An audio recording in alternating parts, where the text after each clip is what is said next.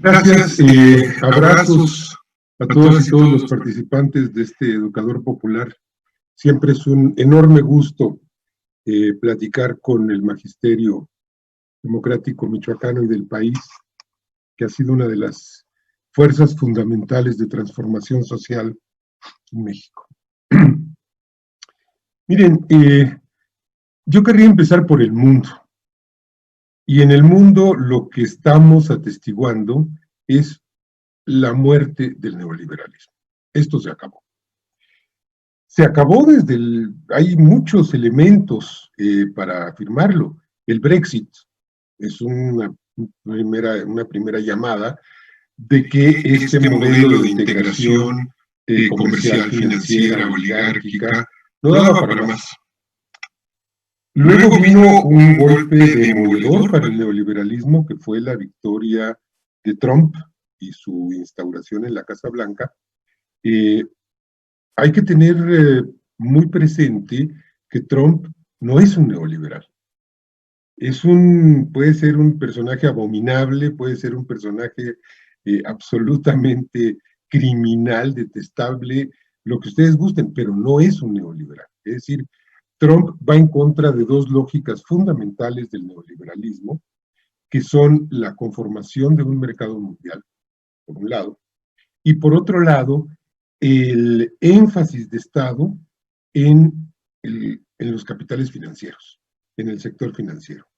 Si ustedes siguen a este individuo, verán por un lado que está en contra del comercio mundial de manera clarísima, pero que también hace un énfasis en el retorno al sector industrial en detrimento del capital financiero. Y otros elementos, bueno, indudablemente la victoria de López Obrador el 1 de julio del 18, hace poquito más de 2 años, también es un golpe tremendo contra el neoliberalismo. La victoria de Bolsonaro en Brasil.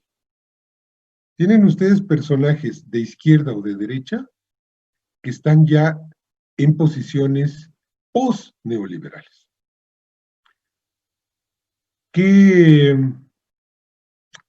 Bueno, y en América Latina, pues el retorno al neoliberalismo, o los intentos de retorno, después de los gobiernos progresistas, con sentido social, esos intentos de retorno han sido un sonoro fracaso. Vean lo que le pasó a Macri en Argentina, pues trató de volver a lo que había antes y despedazó al país en muy poco tiempo. Vean lo que ha hecho Lenín Moreno en Ecuador. Es un desastre terrible. Al demoler la obra de Rafael Correa, pues dejó al país totalmente desprotegido. Y bueno, todos estos factores nos obligan a leer en México lo que ocurrió en julio del 18 en clave post-neoliberal. Yo digo con mucha convicción que el 1 de julio no hubo una elección en México. Fue una insurrección popular. Fue pacífica, fue cívica, fue legal, pero fue una insurrección. Es decir, nadie fue a las urnas pensando en cambiar al administrador de un régimen. El pueblo fue a las urnas pensando en acabar con el régimen. Esta es la diferencia. ¿Y por qué acabar con ese régimen? Bueno, primero, pues porque todos estábamos hartos del abuso, de la expoliación, de la opresión, de la frivolidad, de la indecencia, pero también porque ese régimen no daba para más. Y no daba para más porque en el momento en el que Trump gana la presidencia, el proyecto neoliberal mexicano se queda sin ningún asidero, porque su asidero principal, y yo diría su columna vertebral, era la integración supeditada de México a Estados Unidos. Y llega a la Casa Blanca un individuo que no quiere saber nada de México, que lo que quiere es construir un muro. Ahí todo el conglomerado político que se afiliaba al neoliberalismo se quedó huérfano, se quedó totalmente desamparado. llámese mí, llámese Anaya, llámese Bruno, lo que sea, ahí ya no tenía proyecto de país posible. No es el proyecto de nación 2018-2024, que es la plataforma de López Obrador, fuera el mejor proyecto, es que era el único, independientemente de que haya sido malo o bueno, era el único que tenía una viabilidad, y de esto se dan cuenta sectores que siempre estuvieron apoyando al régimen oligárquico y neoliberal. Se dan cuenta los empresarios, se dan cuenta los banqueros, se dan cuenta los capitanes de industria, como dicen, muchos políticos del viejo régimen se dan cuenta de que el viejo modelo no da para más. Se dice fácil, posneoliberalismo. ¿Qué es? Pues quién sabe, tenemos que inventarlo. Estamos en un periodo de profundas incertidumbres. Porque, por si algo faltara para derrocar a todo este desorden mundial bautizado como orden mundial, pues llegó la pandemia y arrasó con todas las certezas. La pandemia nos obliga a cambiar formas de relación familiar, social, economía, educación, cultura, deporte, religión. Pues todas las formas que conocíamos están pues en un punto de incertidumbre por la simple razón de que las dinámicas sociales a las que hemos estado acostumbrados, pues implican contagio, implican el riesgo de contagio. Y eso va, sea para una misa, sea para un partido de fútbol, sea para un concierto de rock, sea para un equipo político. Y aquí estamos teniendo un encuentro virtual. Fíjense nada más las implicaciones de esto. Hay que tomar en cuenta eso y hay que tomar en cuenta que no conocemos el camino, que lo tenemos que ir construyendo. Aún sin pandemia tendríamos que estar construyendo un camino en las circunstancias más hermosas posibles, que son las de la incertidumbre. Es decir, no teníamos el recetario en la mano, se cayó el bloque socialista, el llamado socialismo en Europa pues está gobernando en España, gobernó en Francia con Hollande y acabó con el estado de bienestar. Los socialismos del siglo XXI entraron en una crisis tremenda en América Latina, porque entró en crisis desde Lula hasta la Revolución Bolivariana. No tenemos, pues, un guión viable. ¿Qué tenemos? Antes de eso, querría decir otra cosa. Bueno, si no sabemos qué es el posneoliberalismo, pues tampoco podemos saber qué es el anticapitalismo, porque suena muy bonito, pero lo cierto es que el capitalismo ha resultado mucho más difícil de derrotar que el virus, SARS-CoV-2. Por ejemplo, el mercado, pues el mercado no se puede abolir. No es tan sencillo abolir el mercado, porque además es un mecanismo social muy anterior al capitalismo. Entonces tenemos que repensarlo todo. Tenemos que empezar con la raza y hacer una reconstrucción. Ahora, la buena noticia, a mi modo de ver, es que estamos en circunstancias inmejorables para emprender esta tarea. ¿Por qué? Porque estamos en una circunstancia en la que el gobierno federal ha sido ganado por un proyecto popular, por un partido que está también en movimiento, que ha expresado sentires de la base social, que orientan hoy en día al Ejecutivo Federal. El Ejecutivo Federal no va a ser el factotum de los cambios, no va a operar los cambios por sí mismo. Sin sociedad y sin pueblo organizado, el Ejecutivo Federal no va a ningún lado. El protagonista sigue siendo el pueblo organizado. Y ese pueblo organizado, las causas sociales, los movimientos populares, tienen una muy buena circunstancia. La primera es que de parte del gobierno federal se acabó la represión. No hay más represión desde la Presidencia de la República, desde la Secretaría de Gobernación, desde donde ustedes gusten, la represión se acabó. La tenemos, sí, en gobiernos estatales, en gobiernos municipales, pero pues el cambio que representa el poder operar sin represión es tremendo y es tremendamente positivo y auspicioso para las causas de la base social.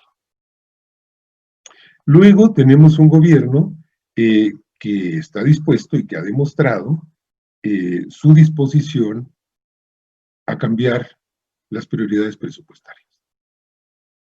El presupuesto se está yendo al bienestar de la gente, en su gran mayoría. Esto es un hecho. Hay problemas, hay trabas, hay corruptelas, hay burocracias, hay lo que ustedes gusten y manden, pero la orientación central del presupuesto federal es para los programas sociales. Entonces, creo que es muy importante encontrar estos factores para ver en dónde estamos parados, para empezar a construir un proyecto de país. Porque además estamos ante la mirada del mundo.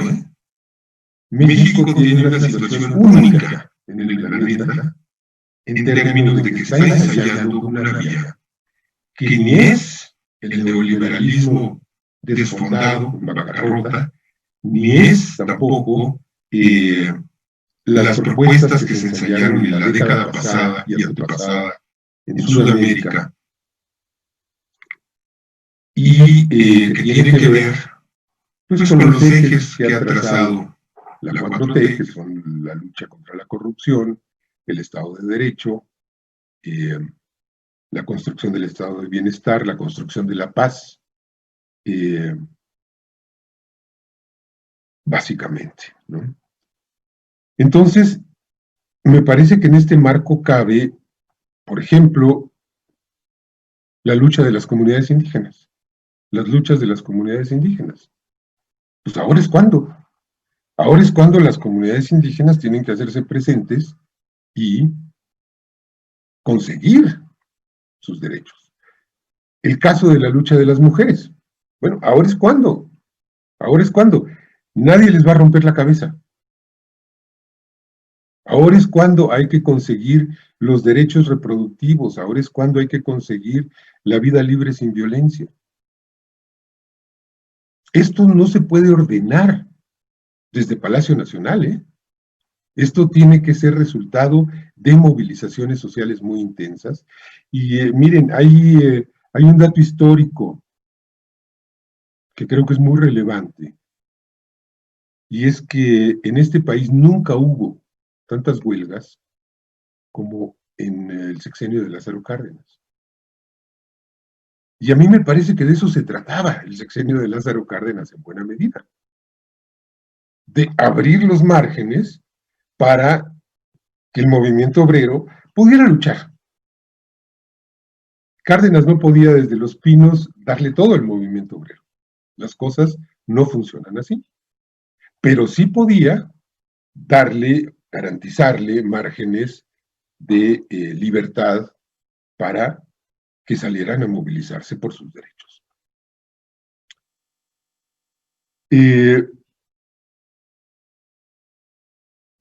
López Obrador tiene un programa sexenal muy preciso que está planteado en el proyecto de Nación 2018-2024.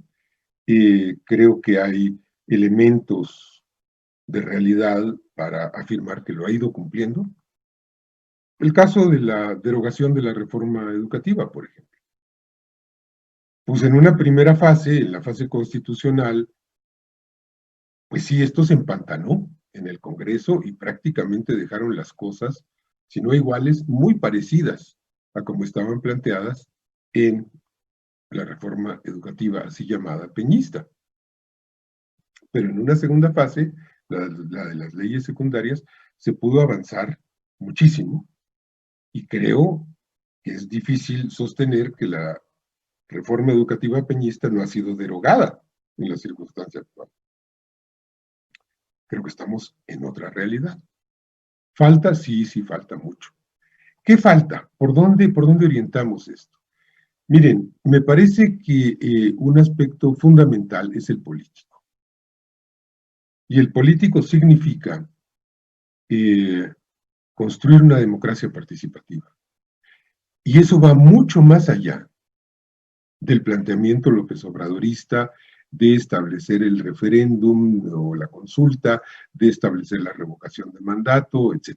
No, yo creo que se tiene que instaurar en el país un nivel de poder popular. Se tiene que construir el poder popular. Se tiene que establecer un nivel de poder que no es el nivel de poder institucional, federación, estado, municipios, sino el poder comunitario. El poder que no se ejerce delegando en alguien, en un representante, sino de manera directa. Este poder, si vamos entendiendo las cosas, no puede abarcar todas las esferas de la vida del país. No se puede trazar una política económica, o una política exterior, o una política de seguridad nacional a partir del poder popular. Eso está en chino. Pues porque hay es un universo de microcosmos, de microrealidades, que no hay forma de poner de acuerdo, si no es mediante un nivel representativo. Llámenle Congreso de la República, llámenle presidencia, lo que ustedes gusten. Pero me parece que sí tiene que avanzarse en formas de ejercer el poder de manera directa. Un ejemplo de ello, pues, es los centros de integración, el programa La Escuela es Nuestra, que con todo y problemas pues, ha avanzado mucho en este año. En fin, y me parece que esa es una tarea en la que el Magisterio Nacional tiene muchísimo que aportar y mucho futuro. Ahí lo dejo porque creo que mi tiempo está por agotarse. Les agradezco muchísimo la invitación. Para mí es un honor tomar parte en los encuentros del educador popular.